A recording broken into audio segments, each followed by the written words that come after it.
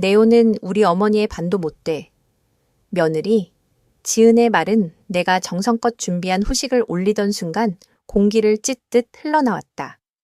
순간 거실은 얼어붙은 듯 조용해졌고 내 심장은 미친 듯 뛰었다. 나는 의자에서 천천히 몸을 일으키며 말했다. 그럼 네 어머니께서 월세 내주시겠네? 아들 민수의 얼굴은 핏기를 잃었다. 월세? 무슨 월세? 그가 외치던 순간 나는 이미 내 인생이 바뀌리라는 것을 느꼈다. 내 이름은 김순자, 올해 70세다. 그날 밤 나는 어머니의 무조건적인 사랑이 때로는 가장 큰 약점이 될 수 있다는 것을 알게 되었다. 지난 6개월 동안 나는 몰래 민수와 지은이 사는 아파트 월세 100만 원을 대신 내고 있었다. 재봉사로 평생 모은 노후 자금을 깎아 쓰면서 말이다. 모든 것은 6개월 전으로 거슬러 올라간다. 직장을 잃은 민수가 울먹이며 내게 찾아와 말했다. 엄마, 잠깐만 도와줘. 내가 곧 다시 일 찾을 거야. 그 목소리에 나는 단 1초도 망설이지 않았다. 아이를 위해 평생 희생해 온 엄마라면 누구나 그럴 것이다. 나는 비밀리에 돈을 내주었고 민수는 엄마랑 나만 아는 비밀이라 했다. 지은의 자존심을 지켜주려는 줄 알았는데 사실은 자기 체면을 지키려던 것이었다. 나는 약값을 아끼면서도 그들의 집세를 냈다. 하지만 그들은 마치 아무 일도 없는 듯 한강 근처 맛집에 가고 새 옷을 사고 휴가 계획까지 세웠다. 그날 저녁 나는 특별히 민수가 어릴 때 가장 좋아했던 불고기와 잡채, 김치찌개를 준비했다. 후식으로는 어린 시절부터 좋아하던 식혜와 호박죽을 정성껏 만들었다. 집안에는 내가 어머니에게 물려받은 도자기 그릇과 전통 은수저가 놓여 있었다. 지은은 화려한 원피스를 입고 들어왔다. 그 미소는 억지로 지은 미소였다. 민수는 시선을 피하며 휴대폰만 만지작거렸다. 대화는 서먹했고 지은은 음식에 간, 집안 인테리어, 심지어 거실에 둔 향나무 방향제까지 트집을 잡았다. 어머니, 이 집 좀 오래된 느낌이네요. 저희 엄마 집은 훨씬 세련됐거든요. 미니멀리즘으로 다 꾸몄죠. 그 말투는 나를 무시하는 뉘앙스였다. 나는 마음속에서 끓어오르는 화를 억누르며 미소를 지었다. 내 집은 30년간의 추억으로 가득했고 모든 물건에 사연이 있었다. 드디어 후식을 내왔을 때 나는 잠시라도 따뜻한 순간을 기대했다. 하지만 돌아온 건 가시 돋친 말이었다. 너는 우리 엄마의 반도 못 돼. 그 말은 내 가슴을 찢었다. 지은은 비웃듯 나를 바라봤고 민수는 고개를 숙인 채 아무 말도 하지 않았다. 그 순간 나는 모든 진실을 깨달았다. 내 아들은 한때 나를 세상에서 가장 강한 사람이라던 그 아이는 이제 나를 하인 취급하는 아내의 말에 동조하고 있었다. 나는 천천히 자리에서 일어나며 속으로 다짐했다. 이제 더 이상 그들의 그림자 속에서 희생하지 않겠다고.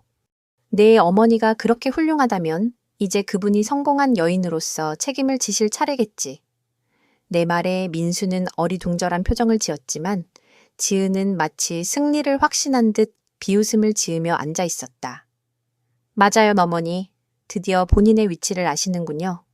나는 차갑게 웃으며 대답했다. 내 자리는 이제 더 이상 서울 마포구 아파트 월세 100만 원을 대신 내주는 자리가 아니야. 순간 거실 공기는 얼음장처럼 굳어버렸다. 부엌 시계 초침 소리조차 크게 울리는 듯했다. 민수는 벌떡 일어나며 물잔을 엎질렀다. 월세? 무슨 소리예요, 엄마? 지은의 오만한 미소는 흔적도 없이 사라지고 두려움과 혼란이 뒤섞인 눈빛으로 나를 바라봤다. 2월부터 내가 매달 은행 계좌에서 자동이체로 내온 돈이다. 월세 100만 원에다 송금 수수료까지 합쳐 105만 원. 그 돈으로 너희 둘은 편안히 살면서 나를 업신여겼지. 나는 한 글자 한 글자 또박또박 내뱉었다. 민수는 무릎에 힘이 풀린 듯 의자에 털썩 주저앉았다. 엄마, 나한테는 집주인 아저씨가 시간을 준다고 했잖아요. 그의 목소리는 부서진 아이처럼 떨리고 있었다. 지은은 남편을 향해 번개 같은 눈빛을 쏘아보았다. 그 순간 나는 담담히 말했다. 그래, 거짓말했다. 너를 돕는 게 어머니의 의무라고 생각했으니까. 잠시만 견디면 고마워해 주리라 믿었으니까. 그런데 이제 보니 나는 바보였어. 너희 눈에는 그냥 무시해도 되는 늙은이였던 거지. 지은은 손에 쥔 숟가락을 떨어뜨리며 중얼거렸다. 정말 몰랐어요. 민수가 말해주지 않았어요. 나는 손을 들어 그녀의 말을 잘랐다. 핑계는 듣고 싶지 않구나. 네가 그렇게 자랑하는 내 어머니라면 이쯤 책임져도 괜찮겠지. 성공하고 독립적인 분이라면서. 내 말투에 담긴 비웃음은 민수조차 움찔하게 만들었다. 거실 공기는 칼로 베일듯 무거워졌다. 민수는 고개를 감싸진 채 떨리는 목소리로 말했다. 엄마, 왜 이제야 말했어요? 왜 나한테 솔직히 안 했어요? 나는 숨을 고르며 대답했다. 네가 울며 네 먹을 쌀도 없다고 하던 날 내가 차마 문을 닫을 수 있었겠니? 너는 내 아들이니까. 내 삶보다 더 소중한 사람이니까. 그래서 나는 거짓말을 택했다. 그게 어리석음이었다. 그 말에 지은의 얼굴은 화장기마저 사라진 듯 창백해졌다. 민수는 어린 시절부터 불안할 때마다 하던 버릇대로 머리를 거칠게 쓸어내렸다.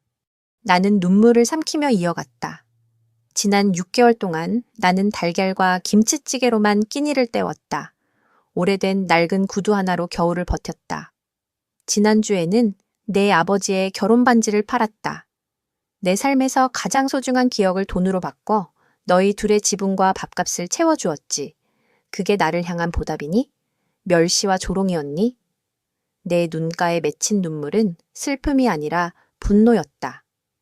민수야, 가장 아픈 건 돈이 아니다.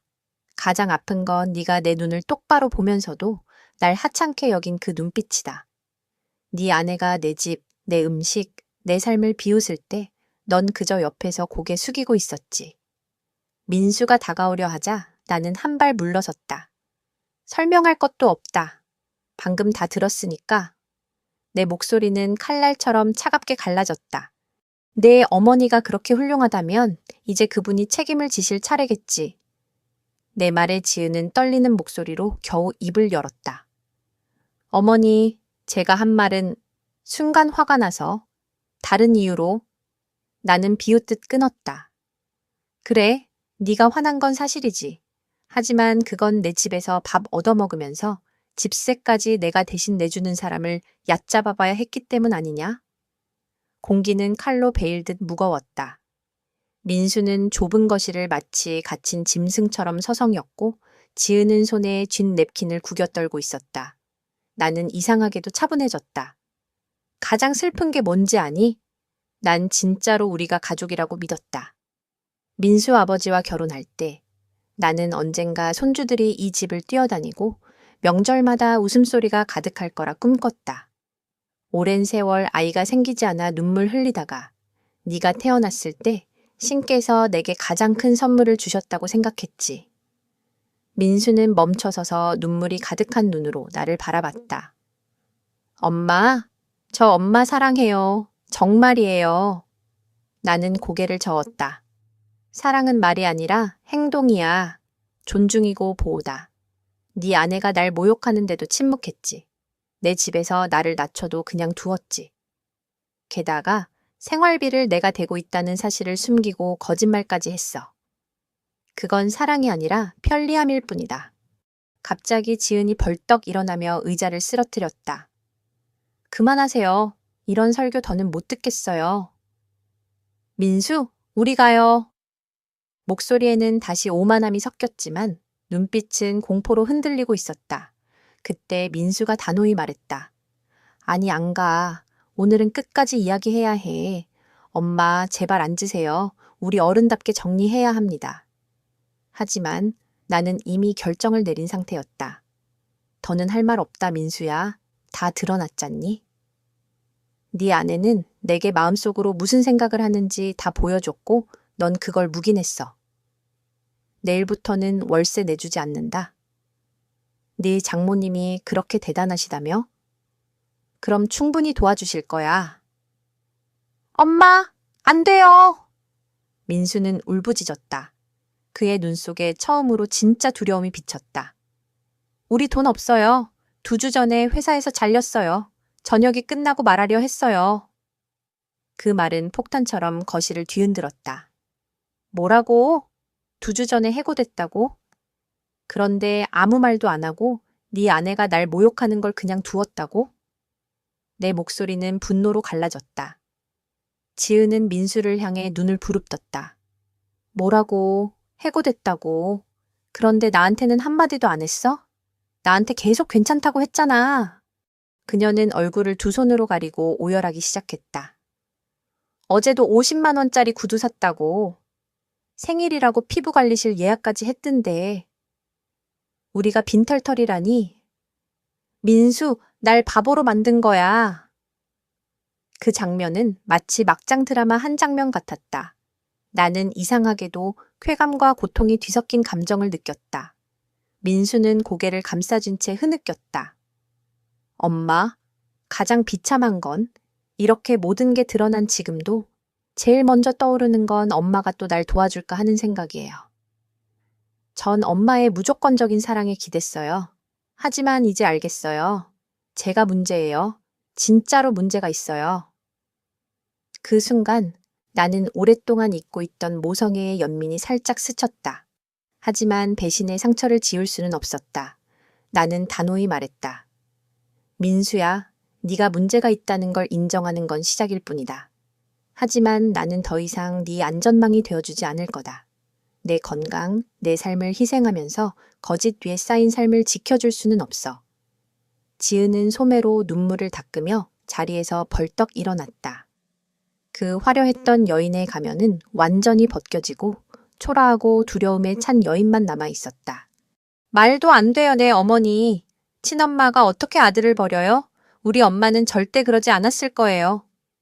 지은의 목소리에는 다시 오만이 스며 있었지만 나는 얼음처럼 차갑게 대답했다. 내 말이 맞다, 지은아. 어머니는 자식을 버리지 않는다. 하지만 나는 내 아들을 버리는 게 아니라 더 이상 날 이용하지 못하게 막는 거다. 민수가 다가와 내 2손을 꼭 잡았다. 그의 손은 차갑고 떨리고 있었다. 엄마, 정말 이번엔 달라질게요. 치료도 받고 일도 찾아서 다시 바로 설게요. 마지막 기회만 주세요. 나는 그 손을 바라봤다. 그 작은 손을 잡고 처음 걸음마를 가르쳐 주던 날, 밤마다 무서운 꿈을 꾸고 울던 아이를 안아주던 날이 떠올랐다. 민수야, 마지막 기회가 이번이 몇 번째인지 기억하니?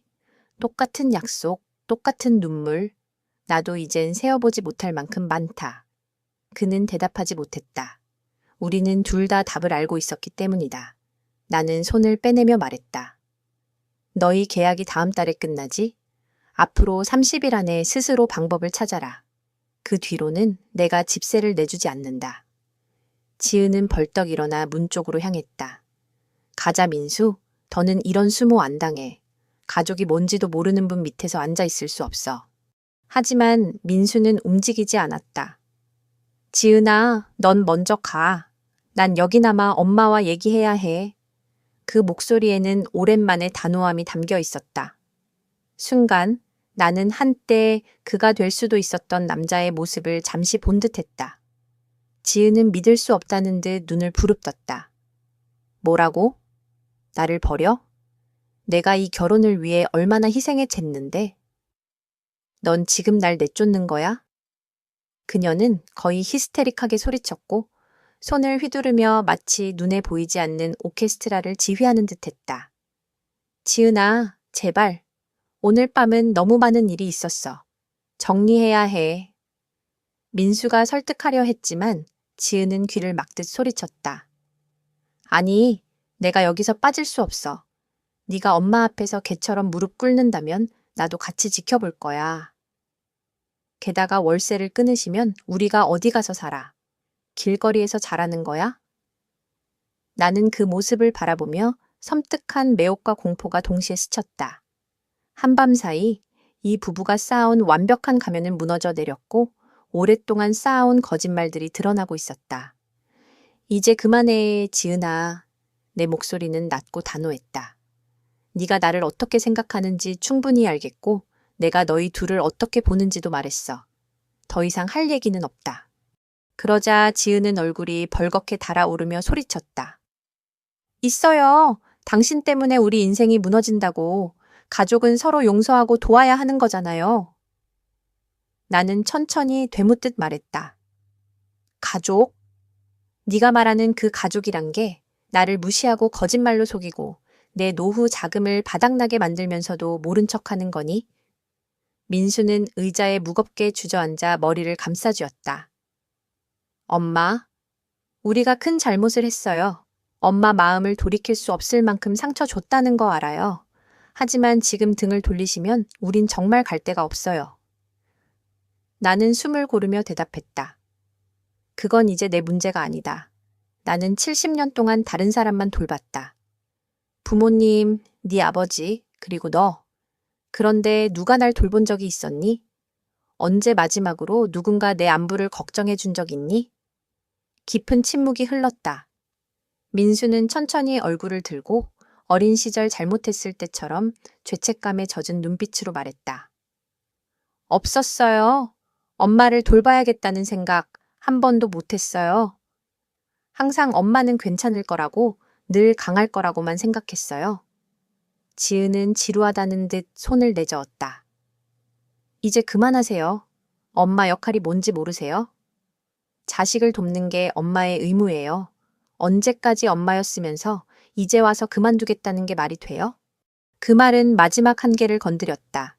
나는 그녀에게 천천히 다가가 단 몇 센티 앞에 멈춰 섰다. 그리고 낮고 위협적인 목소리로 말했다. 다시는 나에게 어떤 어머니가 되어야 한다고 말하지 마라. 난 35년 동안 엄마였다. 내 청춘, 내 꿈, 내 기회, 내 건강, 전부 아들을 위해 바쳤다. 넌 뭘 희생했니? 내 피부 관리? 네 값비싼 구두?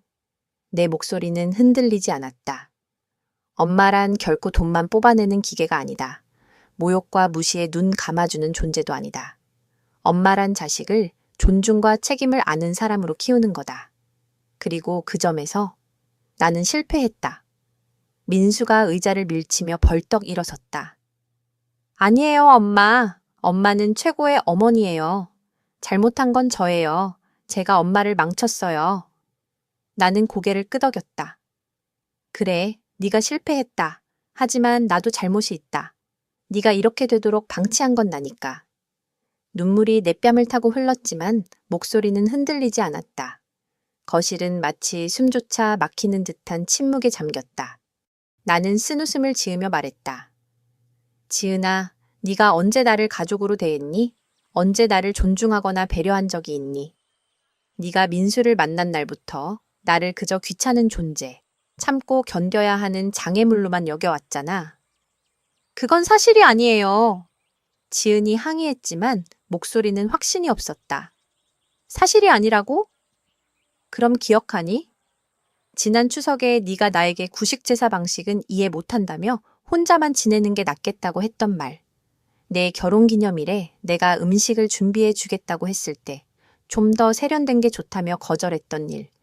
그리고 내가 아끼는 보라색 한복을 입었을 때 그 나이에 저런 색은 촌스럽다며 비웃었던 일. 그 모든 순간에 민수는 옆에 있었고 한마디 변호조차 하지 않았다. 나는 팔짱을 끼고 단호하게 이어갔다.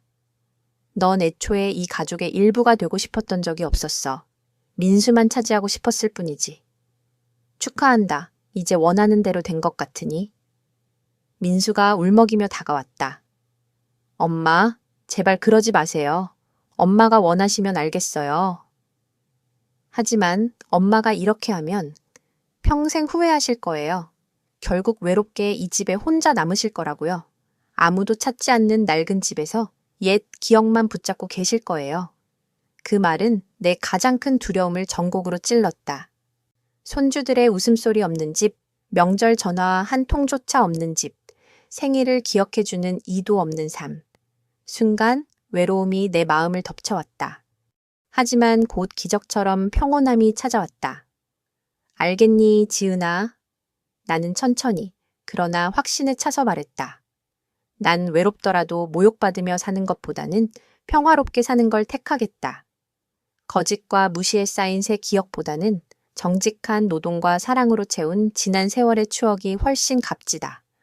민수의 입은 벌어졌고 지은은 눈을 깜빡이며 내 대답을 이해하지 못하는 듯했다. 그들의 마지막 협박은 완전히 무너져 내렸다. 나는 숨을 고르며 덧붙였다. 그리고 넌 착각하고 있어. 난 너희가 생각하는 것처럼 혼자가 아니야. 어제 전화 한 통을 받았거든. 하지만 너희 둘은 오늘 밤 날 모욕하는 데에만 몰두해서 그 얘기를 꺼낼 기회도 없었지. 누구? 전화요? 민수가 조심스레 물었다. 나는 미소를 지었다. 이상호 씨야. 그 이름은 거실 공기를 폭탄처럼 터뜨렸다. 민수는 얼어붙었고 지은은 처음으로 말을 잃었다. 대학교 시절 내 첫사랑이었지. 민수 아버지를 만나기 전 결혼까지 생각했던 사람이야. 그는 서울을 떠나 부산에서 회사를 일으켰고 새 아이를 성공적으로 키웠어.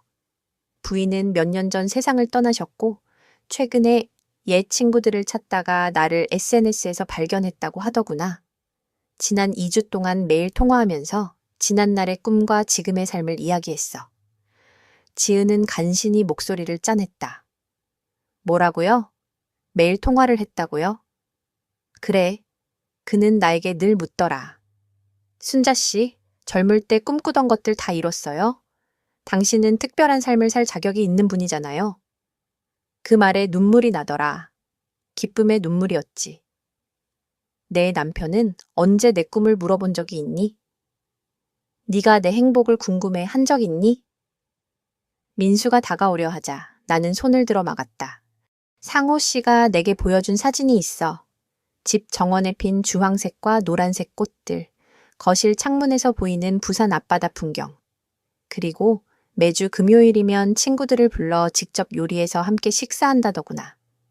유럽 여행에서 읽은 책들, 새로운 배움에 대한 열정도 이야기했어. 나는 목이 메이면서도 미소를 지었다. 그리고 이렇게 말했지. 순자 씨 같은 나이와 경험을 가진 여인은 보물이에요. 나눌 이야기가 있고, 전할 지혜가 있고, 줄 사랑이 있으니까요.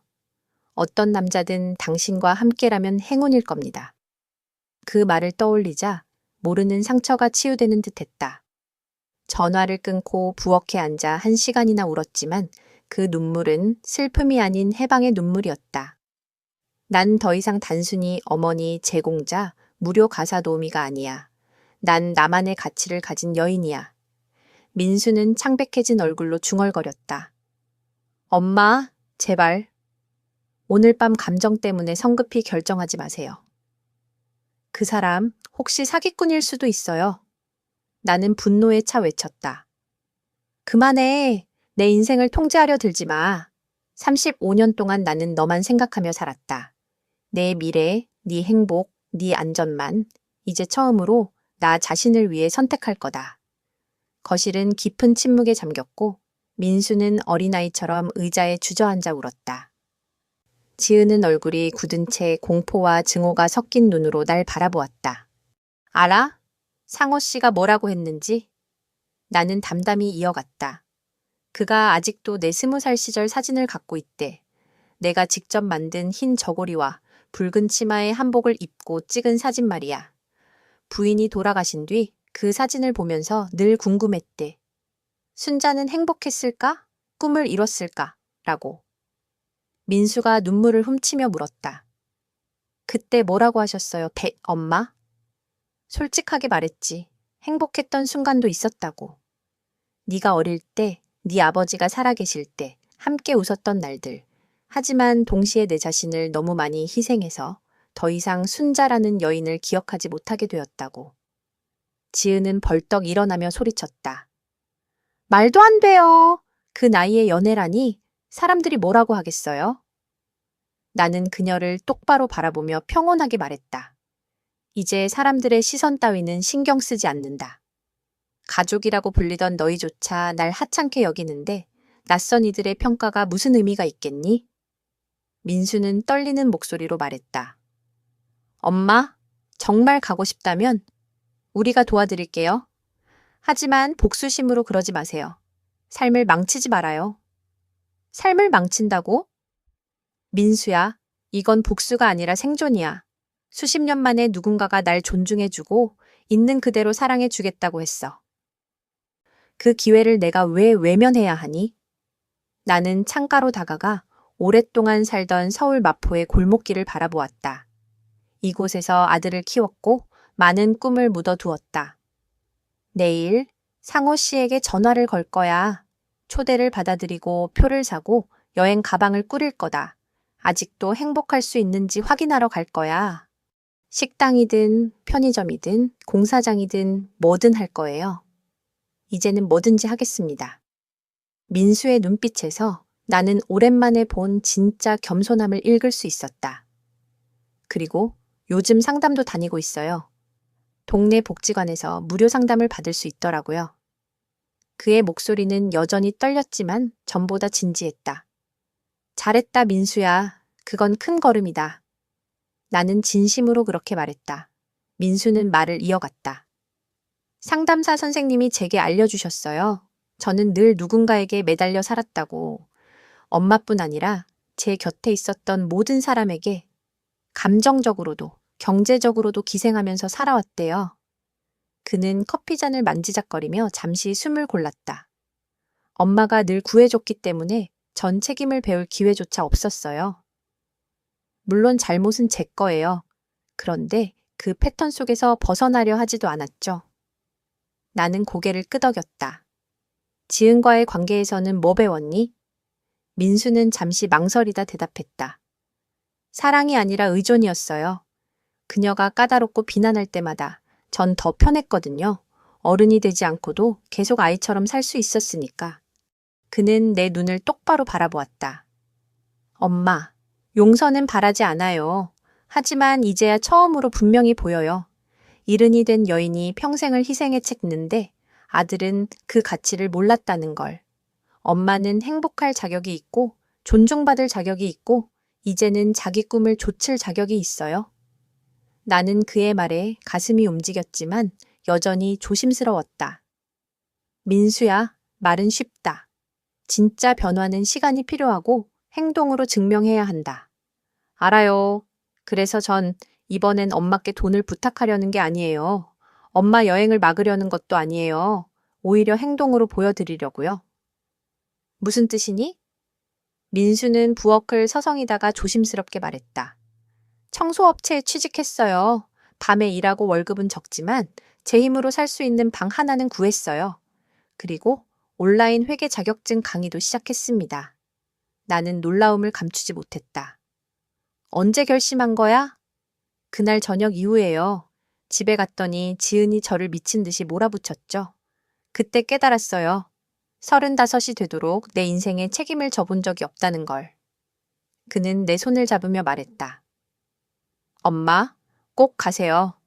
부산 앞바다도 보고 상호 아저씨도 만나고 엄마가 평생 쓰고 싶어 하던 책도 쓰세요. 엄마가 행복하시길 바라요. 제가 엄마 삶에서 빠지더라도. 그 순간 나는 오랫동안 기다리던 아들의 진짜 목소리를 들은 것 같았다. 민수야, 넌 늘 내 아들이다. 하지만 우리의 관계는 이제 달라져야 한다. 네가 그것을 이해해야 한다. 알아요. 시간이 오래 걸리더라도 언젠가 엄마가 자랑스러워할 수 있는 아들이 되고 싶습니다. 잠시 침묵이 흘렀다. 그리고 민수가 조심스럽게 물었다. 엄마, 상호 아저씨 이야기를 더 해주세요. 젊었을 때는 어떤 분이셨어요? 나는 저절로 미소 지었다. 똑똑하고 야심 있고 또 따뜻한 사람이었지. 내가 말할 때 온 세상을 멈추고 내 이야기에만 귀 기울여 주던 사람이야. 그런데 왜 같이 가지 않았어요? 왜 그때는 못 떠나셨던 거예요? 나는 천천히 대답했다. 두려웠으니까. 낯선 곳으로 가는 게 실패할까봐, 내가 부족할까봐. 그래서 결국 네 아버지를 택했지. 안정과 예측 가능한 삶을 원했으니까. 후회는 없어. 하지만 이제는 용기를 낼 기회가 다시 찾아온 것 같구나. 나는 창밖에 오래된 장미 덩굴을 바라보았다. 상호와 나 사이에 남은 게 그저 향수인지 진짜 사랑인지 중요하지 않아. 중요한 건 내가 다시 살아있다는 느낌을 받는다는 거야. 민수는 고개를 숙였다.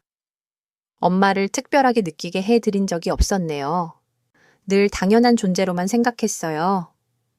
나는 부드럽지만 단호하게 말했다. 맞다. 너뿐만 아니라 네 아버지도 그랬지. 결국 난 순자가 아닌 누군가의 아내, 누군가의 엄마로만 살아왔어. 하지만 이제는 다르다. 그때 휴대전화가 울렸다. 화면에는 상호라는 이름이 빛나고 있었다. 약속한 시간에 맞춰 전화벨이 울렸다. 나는 민수를 바라봤고 그는 고개를 끄덕이며 받으라는 신호를 보냈다. 여보세요, 순자 씨. 오늘 하루는 어땠나요?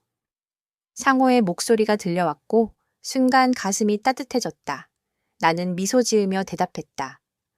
오늘은 참 흥미로운 날이었네요. 아들이 옆에 와 있어요. 인사하시겠어요?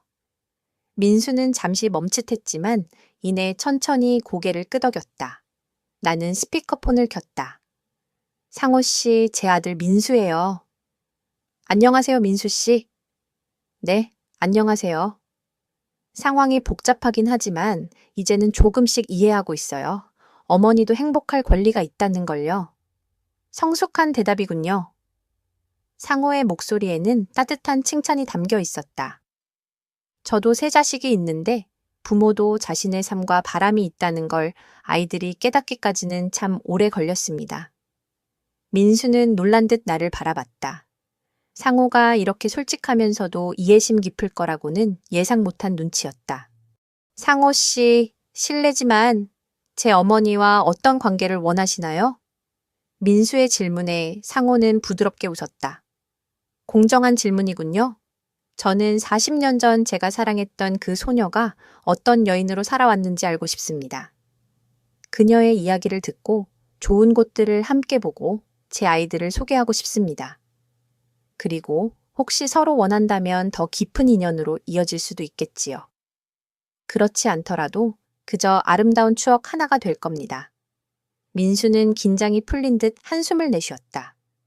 감사합니다, 상호 씨. 이제 저와 순자 씨만 잠시 이야기할 수 있을까요? 민수가 거실로 자리를 옮기자 나는 목소리를 낮췄다. 상호 씨, 이런 복잡한 가족사를 가진 여인을 정말 원하시나요? 순자 씨, 우리 나이에 가족사가 없는 사람이 어디 있겠습니까? 그는 가볍게 웃었다. 저희 큰아들은 작년에 이혼해서 손주들과 제 집에 들어와 살고 있어요. 딸아이는 매주 화요일마다 전화해 울고 막내는 게임 중독 때문에 아내와 다투고 있죠. 하지만 그게 인생 아닙니까? 중요한 건 어떻게 대처하느냐는 거예요. 순자 씨도 이제는 경계와 책임을 세우며 어른 대 어른으로 아들을 대하고 있잖아요. 그의 말은 내 마음을 의외로 크게 안심시켰다. 전화를 끊은 뒤 민수와 나는 늦은 밤까지 대화를 이어갔다. 그는 상담에서 배운 것들을 털어놓았다. 엄마, 제일 받아들이기 힘들었던 건 제가 단순히 게으르거나 미숙한 게 아니었다는 거예요. 저는 구원받는 것에 중독되어 있었어요. 누군가가 문제를 해결해 줄 때마다 느끼는 해방감, 그게 마약 같았어요. 그의 고백은 내 가슴을 후벼 팠다. 그럼 이제 어떻게 그걸 끊을 거니? 결과를 스스로 감당하는 거예요. 지난번 해고됐을 때 저는 엄마한테 달려가 울었겠죠. 하지만 이번엔 차에서 3일을 잤습니다. 결국 청소 일자리를 구할 때까지요. 차에서 잤다고? 나는 자동적으로 걱정이 앞섰다. 네. 하지만 그 3일이 제 인생에서 가장 중요한 시간이었어요. 안전망 없는 삶이 뭔지, 책임이 뭔지 처음으로 뼈저리게 느꼈습니다. 그는 내 눈을 똑바로 보았다. 엄마, 그때 엄마 생각을 많이 했어요. 엄마는 평생 내 필요만 먼저 생각하셨잖아요. 그런데 이제야 알았어요. 그게 진짜 사랑이 아니라 경계 없는 희생이었다는 걸요. 그의 말은 쓰라렸지만 동시에 나를 자유롭게 했다. 그래, 민수야. 이제는 네가 스스로 서야 한다. 그리고 난 내 인생을 살 거다. 그때 휴대전화가 다시 울렸다. 화면에는 상호라는 이름이 빛나고 있었다. 공항으로 가는 차 안에서 우리는 날씨, 뉴스, 이번 주 계획 같은 사소한 이야기들을 나눴다. 눈물도 변명도 비난도 없는 오랜만의 평범한 대화였다. 마치 진짜 어른이 된 모자처럼. 엄마, 도착하자 민수가 말했다. 상호 아저씨랑 무슨 일이 있든 오늘 이 순간만으로도 이미 충분히 같이 있었어요. 무슨 뜻이니? 엄마가 이렇게 설레고 긴장하고 행복해 보이는 건 정말 오랜만이니까요. 그는 내 여행 가방을 내려주었다. 가방 속에는 내가 가장 아끼는 한복 치마 저고리와 이번 여행을 위해 산 코랄빛 원피스가 곱게 접혀 있었다. 보안 게이트 앞에서 우리는 서로를 꽉 안았다. 사랑해요, 엄마. 꼭 즐기고 사랑하고 행복하세요. 누구보다 그럴 자격이 있어요. 나도 널 사랑한다, 민수야. 그리고 이제야 네가 진짜 어른이 되어가는 것 같아 자랑스럽다. 비행기에 오르자마자 나는 민수가 건넨 봉투를 열었다. 삐뚤빼뚤하지만 신중히 써내려간 글씨가 눈에 들어왔다.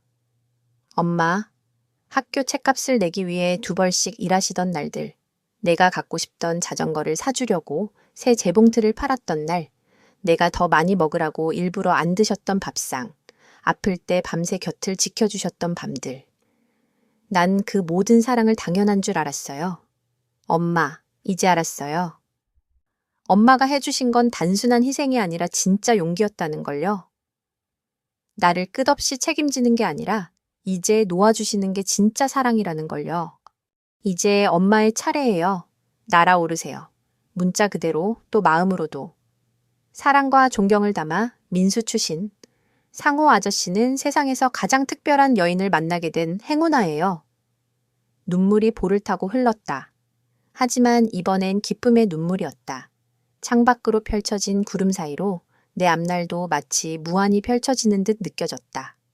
부산 김해공항에 도착하자 상호는 노란 장미 꽃다발을 들고 서 있었다. 주름이 늘고 머리가 휘어졌지만 웃을 때 빛나는 그 눈빛은 대학 시절 그대로였다. 순자 씨, 여전히 그때보다 더 아름다우십니다. 그 후의 날들은 꿈 같았다. 그는 나를 해운대 바닷가로 데려갔고 아이들에게 소개해 주었으며 매일 저녁엔 직접 요리를 해 주었다. 난 은퇴한 사업가가 아니라 40년 전 그 똑똑한 여인에게 반했던 상호일 뿐이에요. 그 말은 내 마음 깊숙이 닿았다. 나는 더 이상 민수의 희생적인 어머니도 남편의 과부도 늙은 재봉사도 아니었다. 그저 김순자, 이야기가 있고 꿈이 있으며 사랑을 줄 수 있는 여인이었다. 한 달이 끝나갈 무렵 상호가 조심스레 말했다. 순자 씨, 미친 소리 같지만 같이 부산에 머물러 주지 않겠어요? 결혼을 당장 하자는 게 아니에요. 그냥 우리에게 남은 시간 동안 뭔가 아름다운 걸 만들어갈 기회를 주세요. 처음엔 수많은 이유들이 떠올랐다. 내 집, 오래된 추억, 익숙한 동네 사람들. 하지만 곧 민수의 편지가 떠올랐다. 날아오르세요, 엄마. 상호 씨, 만약 잘 안 되면요? 그럼 그저 멋진 모험으로 남겠죠. 하지만 만약 잘 된다면요? 평생 미뤄온 행복을 드디어 찾게 되겠죠. 그날 밤 나는 민수에게 전화를 걸었다. 엄마가 행복하세요? 수십 년 만에 처음으로 그래. 그럼 남으세요. 이제 엄마 차례예요. 6개월 뒤 나는 오래된 집을 정리하며 부산으로 이사했다. 민수는 모든 과정을 도우며 한층 성숙해진 모습을 보여주었다. 짐을 싸며 가족 사진을 챙기던 순간 민수가 말했다.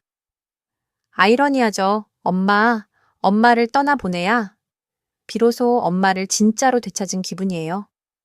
희생만 하는 엄마가 아니라 원래부터 특별했던 그 여인으로요. 이제 나는 상호와 함께 바닷가 집에서 글을 쓰며 붉은 노을을 바라본다. 민수는 스스로 서서 일하고 지은과는 이혼한 뒤 새로운 삶을 찾고 있다. 그리고 나는 깨달았다. 행복에는 늦은 때가 없다. 사랑은 남을 위해 자신을 잃는 게 아니라 자신을 존중할 때 비로소 온전히 나눌 수 있다는 것을. 나는 여전히 살아있고, 여전히 사랑할 수 있고, 여전히 시작할 수 있다.